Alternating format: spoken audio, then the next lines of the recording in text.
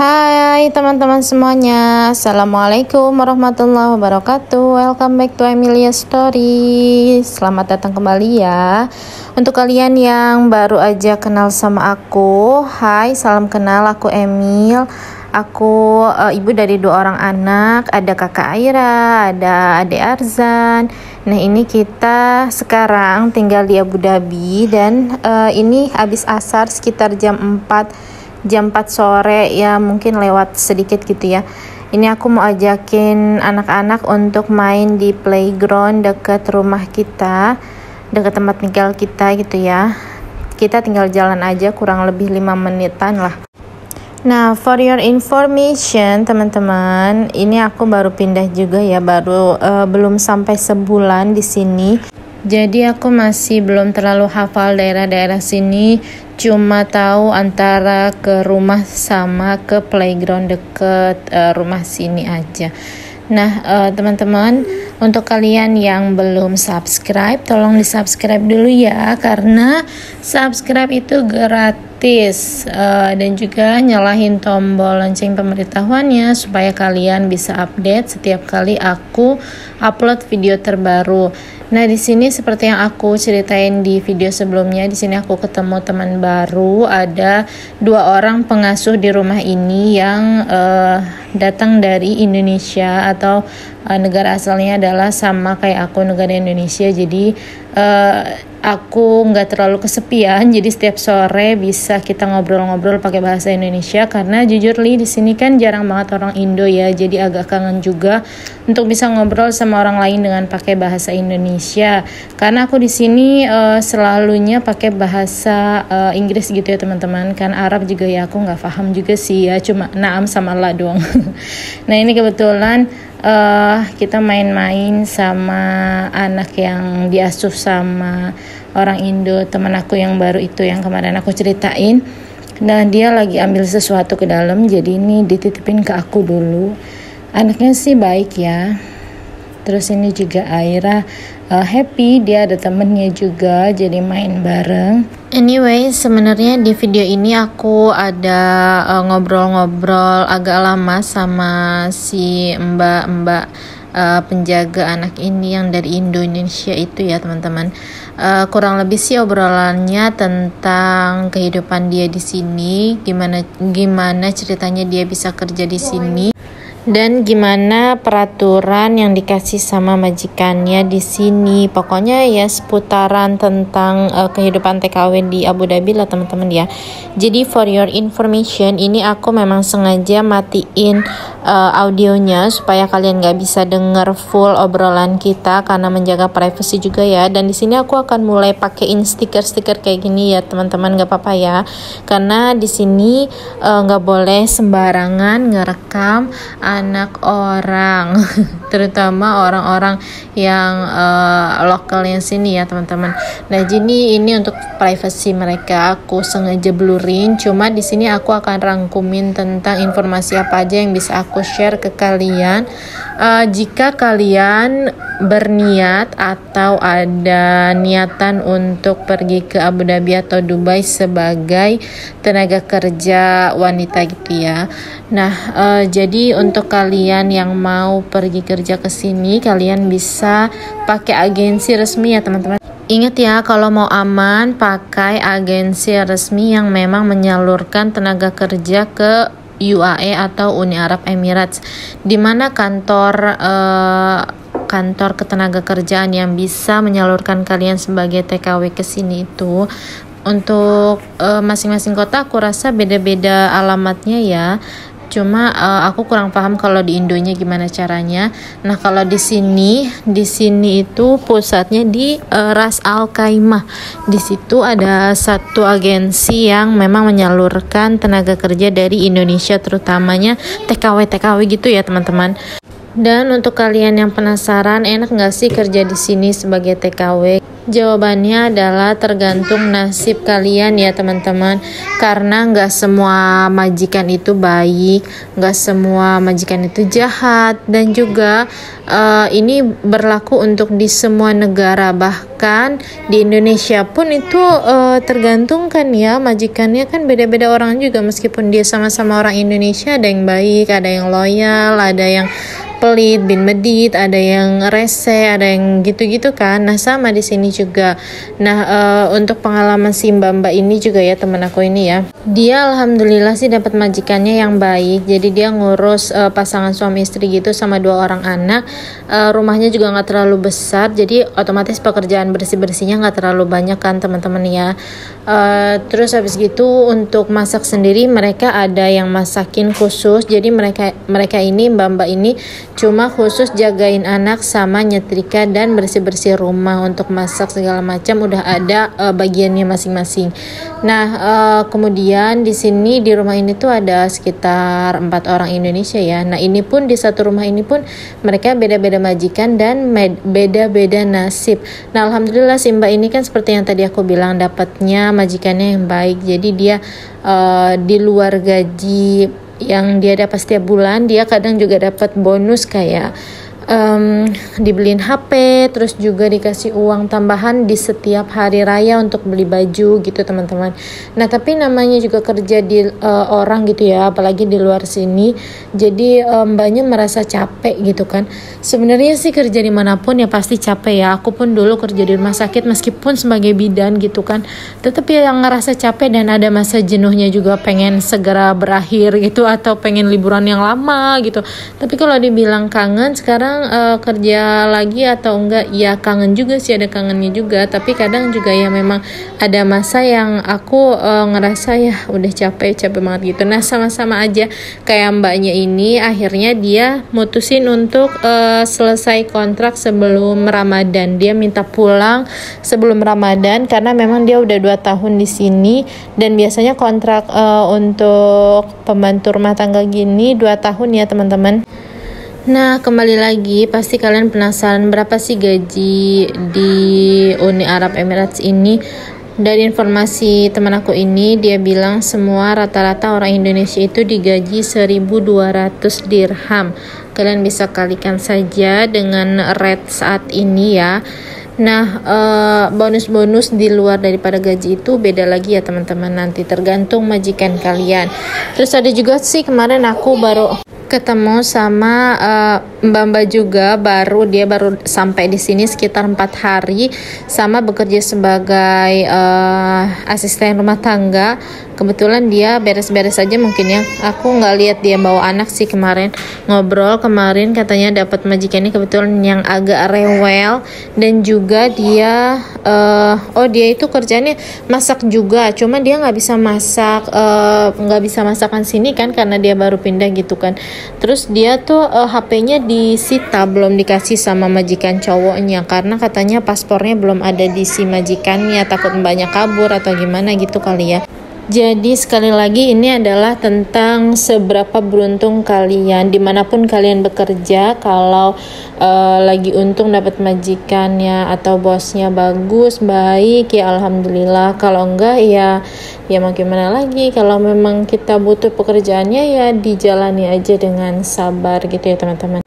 Sebenarnya si teman aku ini bilang dia sih betah di sini, majikannya baik gitu kan, pekerjaannya juga nggak terlalu capek, cuma dia lelahnya di setiap hari itu mereka akan pergi keluar untuk main, entah itu ke mall, entah itu ke taman, entah itu kemana-mana gitu kan. Namanya jagain anak gitu ya bun, kalian paham kan ya gimana anak-anak umur yang lagi balita ini, gimana mereka kalau diajak keluar, apalagi anak-anak Arab gitu ya, mereka tuh Masya Allah kan aktif banget gitu. Kebayang kalau harus jagain mereka, dimana kita yang bertanggung jawab atas keselamatan mereka selama mereka main, yang notabene adalah mereka main itu pasti yang kayak nggak cuma duduk-duduk gitu doang kan bun, harus kita ikutin, harus kita jagain gitu ya. Kebayang secapeknya si mbak ini. Bahkan dia tuh kemarin ya kan pergi ke taman sekitar, dia pergi dari sini sekitar jam 5 sore gitu kan.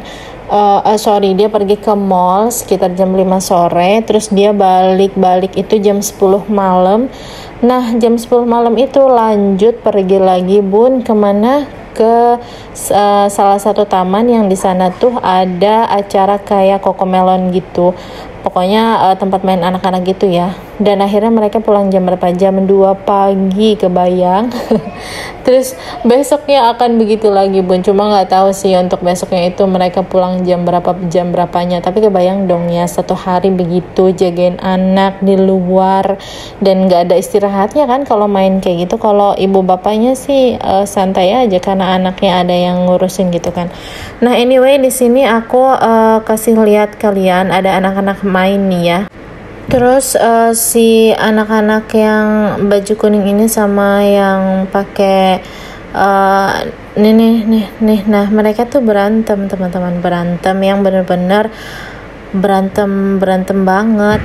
Gimana sih berantemnya tuh nggak kira-kira. Cuma aku di sini harus ngeblurin mereka ya, karena memang ini aku tegasin sekali lagi, privasinya anak-anak sini memang sangat-sangat dijaga. Ini mereka berantemnya bener-bener kayak yang tinju-tinjuannya sakit banget sampai berdarah gitu loh teman-teman. Nah akhirnya aku sama si mbak-mbak yang ada satu lagi ibu-ibu misahin mereka, dan ternyata itu memang sudah berdarah-darah gitu teman-teman. Kalau nggak dipisahin tuh nggak tahu lagi deh kayak apa, karena memang sebelumnya memang si anak yang satunya itu udah bawa-bawa batu besar gitu teman-teman, mungkin buat mukul kepala temennya kali gitu ya. Nah untungnya sih tapi nggak jadi. Di situ pun ada bapak-bapak cuma nonton doang gitu. Ternyata pas aku ceritain ke suami aku ya, tadi tuh ada anak-anak begini gitu kan. Terus kata suamiku, di sini hati-hati ya kalau ada anak-anak berantem kayak gitu, kamu nggak usah sosokan ngelerai mereka. Kalau sampai mereka ngadu macam-macam ke parentsnya, ke orang tuanya gitu, misalnya si ibu ini ngebelain ini atau si ibu ini tadi nggak sengaja mukul ini karena misahin atau gimana, entahlah gitu ya kenapa gitu ngadunya gimana.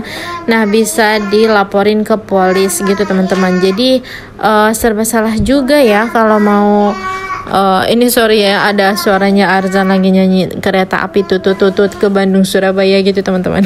Nah ini dia, kalau kalian lihat ya di tangan aku ada sedikit bercak merah, cuma nggak terlalu kelihatan karena memang ini sinar mataharinya terlalu ini. Aku udah coba untuk, tapi kalau aku lihat secara tanpa kamera gitu ya, aku lihat langsung itu jelas banget kalau itu tuh darah. Aku sebenarnya nggak terlalu kelihatan di mana anak itu yang berdarahnya sih teman-teman. Cuma pas aku tadi ngelerai, memang aku pegang salah satu lengannya gitu ya pas ngelerai. Nah itu ternyata di tangan aku ada darah seperti itu. Nah oke, jadi singkat cerita anak itu udah pada balik kan setelah kita pisahin. Nah kemudian aduh aku jadi galvok sama suaranya Arzan nih. Kemudian beberapa menit kemudian gitu ya, datanglah si anak yang satunya, dia bawa orang tuanya, bawa papahnya gitu ya teman-teman. Jadi dia nyariin si anak yang satu lagi yang tadi berantem sama dia. Dan kebetulan adalah si anak itu lagi duduk di sini. Terus habis gitu ya udah diomongin lah tuh sama papahnya, nggak tahu gimana apa yang mereka omongin gitu ya. Dan akhirnya ya udah berakhir damai, alhamdulillah. Nah anyway, ini akhirnya lagi coba untuk main perosotan yang tinggi sekali. Sebenarnya aku takut, cuma ya udah nggak apa-apa lah ya, biar dia belajar menjaga dirinya, belajar mengeksplor. Ya intinya biar dia bisa mandiri lah gitu ya teman-teman.